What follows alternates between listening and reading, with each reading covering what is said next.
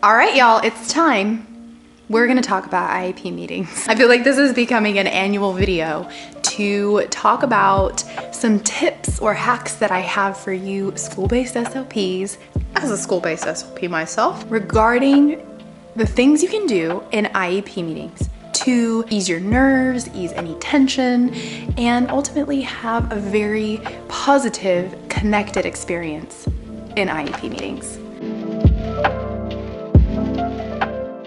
Ultimately, I know IEPs can be nerve-wracking. I've been there. I still have some throughout the school years that make me a little bit more nervous. And you know why I'm probably inspired to make this video is because tomorrow I do have an IEP meeting that I'm just thinking about. I don't know if I feel nervous about it necessarily. I don't get like the butterflies in my stomach feeling yet, but it is a bigger meeting. But I'll share with you kind of what I'm doing, not only to ease my mindset, but also just some practical things that I think every SLP might find useful. My first tip might be common sense. Make sure that you are prepared.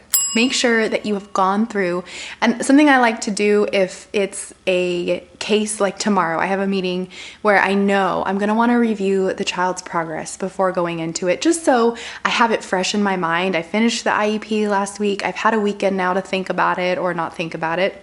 And now I'm going in on a Monday where I haven't thought about it for a few days.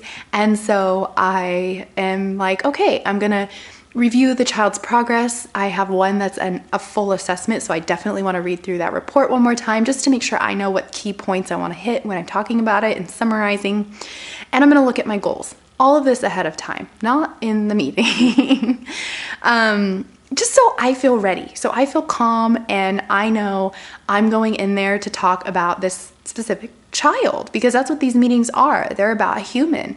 And so I don't want to sit there and be reading through everything. I mean, sometimes I have to read it to like jog my memory, or word by word, we have to say certain things, but ultimately I want to feel prepared. So that's what I'll do. I'll take like 30 minutes before I'm walking into the IEP meeting to kind of do that quick review. Sometimes I'll do it in the morning and then like let my brain kind of marinate on it and then go into the meeting. It just depends on whatever works for you and your style of kind of reflecting on that information. That being said, when you're in the meeting, and maybe you are reading through some things, because that's the nature of what we do in meetings, we do need to read through those specific things. Make sure you are thinking about simplifying your language, I guess is the best way to put it. I feel like I heard this in grad school, and then I hear it at all of my SLP meetings, like, make sure we aren't using SLP or service provider jargon. Sasha, really right now? Right now? Oh, yay, okay. We're not saying things like MLU or mean length of utterance, but we're saying, oh, on average, your child uses 3 words in a phrase or whatever. Like, change it up so that way parents and other service providers understand. I'll never forget. This actually happened only a year and a half ago, maybe. I was in a meeting, and the teacher who I'd been in meetings with before literally stopped me and was like, what does that mean? You say it at all our meetings and I don't understand what that is. And I was like, first of all, you waited till now to let me know I was saying something nobody knew, but also I speak the SLP language. Just like OTs speak the OT language. I have no idea what a palmar grasp is. I mean, I'm sure I do, but like when they say it, I can't visualize that. And they say it and I'm like, do the parents understand? So I think there's things that I say that they're like, what? Change up your wording. And it's like, I learned this as a server at a restaurant, but like read the room. I usually like to take time, like as I'm going through reports and I like goals and all those things, I'm like trying to have a connection with the people that I'm talking to. And so I try to like look up and assess the situation and read the table, so to speak, and be like, okay, they get it. All right, I could keep going. But sometimes I'll look up and you see and I'm like, do you need me to explain a little more? Like, did you have a question about that? I always say at the beginning of me going over a report, please stop me if you have a question. But that doesn't mean that I shouldn't stop myself and assess the situation somewhere, take a little break. Be like, do you have any questions about this? Fun quick hack for you. If you're doing a full evaluation report, you have like the 5 areas of language that you're going through. So you have like artic and phono, and then you have your expressive language, receptive language, fluency, voice, pragmatic, whatever. After each of those sections, or after each test that I've given, I stop and I ask about if there's any need for me to go over anything, if the parents have any questions, because those are always good breaks. Instead of just blowing through it and then being like, so Do you have any questions? I always try to stop and ask because that allows all of us to process the information, and it allows me to go back if I need to simplify anything. So there's your tip. Number 3, collaborate. I go into IEP meetings to collaborate. That's just a mindset shift I've taken when I'm approaching the whole idea of being an IEP team member. Yes, I go in to talk about the specialty of speech and language, but ultimately, I want to be an active participant. I am a person, I'm a human that is involved with a child's success as a communicator, as a student, and the progress that they're making. And so I want to go in and be open-minded to other ideas. I want to go in and listen about what their day at home is like when their parents have opportunities to share. I also want to be empathetic and acknowledge that these parents might have concerns that I didn't even realize. And so I want to be there for them and support the team that I'm working with, and obviously ultimately supporting the student.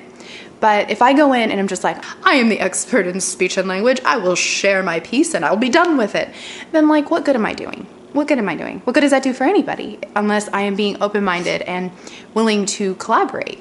It's a team effort. And while I can speak to the speech and language and the progress on those goals, it doesn't mean that there's not going to be input regarding a child's communication from any other person on that team. And that's a really beautiful thing. We get to be together. We get to be connected because this is for students' benefit. It's not for me. It's not for me. I do it for this child. And so going in with that open-mindedness is do it. Trust me. And when you do that too, I feel like it alleviates so much of those nerves. It's not just, you're not alone. You're not an island in there. You have other team members in there that are supporting you. And so when you go in with that approach, I love my preschool teams. I have 2 amazing teams of teachers that I work with.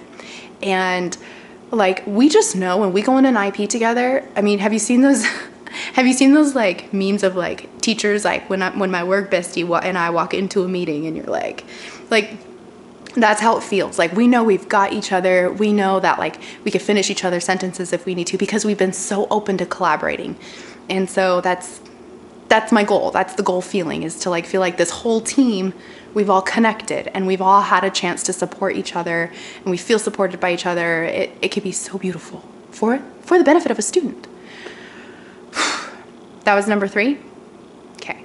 Number 4, presume potential. Presume potential of a student. Especially when you're reading over a report where you've done all kinds of assessments and the assessment data is showing that they're not doing this, they're not doing this, they're doing this, they're not doing this, they're not doing this. Be mindful that this child has potential. In whatever functional goals you're writing for them, they have potential. I always like to use the term, they're not yet doing this. They have the potential to grow and to get there. But I don't even like to start with that. When I'm going over blurbs in my report, I'm talking about all the things I saw them doing currently. This is what they can do. And I talk about why that's so good. I talk about the connection that I'm building with these children. If one person, even just one person in that room, and even if it's just you, is presuming that potential, that is going to shift the whole outcome of that meeting. And I've seen this happen front row and center. I've seen it actually positively affect a parent's outcome, their own personal feeling walking out of a meeting. And it might take some practice in how you reword things and how you just reframe your mindset around it. But the more you do it, the more it could be a trickle effect. And other professionals, you can tell them that you're doing this, or they might say something to you, whatever, but please just trust me. Presume that potential for your students. Okay? Okay. All right, last one. You ready? Practice self-compassion. I can't tell you how many times I have walked out of a meeting and I'm maybe it's, I wrap up my day and then I'm driving home and then I'm out of nowhere, I get that little voice that reminds me of that thing that I said that just sounded so out of this world dumb. And I'll be like, dang it, why did I say that? Oh, I feel so dumb about that. Blah, blah, blah. And I have that negative self-talk. It definitely used to happen more when I was a newer SLP and newer to IEP meetings. And so something I would encourage you to do so you don't feel that post IEP meeting stress, because really, I don't want you to feel that way, especially when it comes to your nerves and just the fact that you were going into something that you were nervous about and now you're like critiquing yourself after. Try to, instead of having those moments where you maybe found something challenging in that meeting, instead of looking back at it and saying like, oh, I could have handled this so much better, take some deep breaths. When that memory comes up, take a deep breath or 2 or 3. Remind yourself, I am still learning. I am still growing. This was an opportunity to just learn and grow more. Remind yourself that you do have an area of expertise. And I know I talked earlier about like not going in there and being like, I am the expert of speech. Why do I visualize myself as a little superhero when I say that? You are going in there with a certain level of expertise. It's okay to feel a little bit anxious. It means you care. It means you want to do a good job, but don't be too critical about yourself, especially if you went in with the mindset of being there to support a student. Okay, it gets better over time. That's the best way I can put it.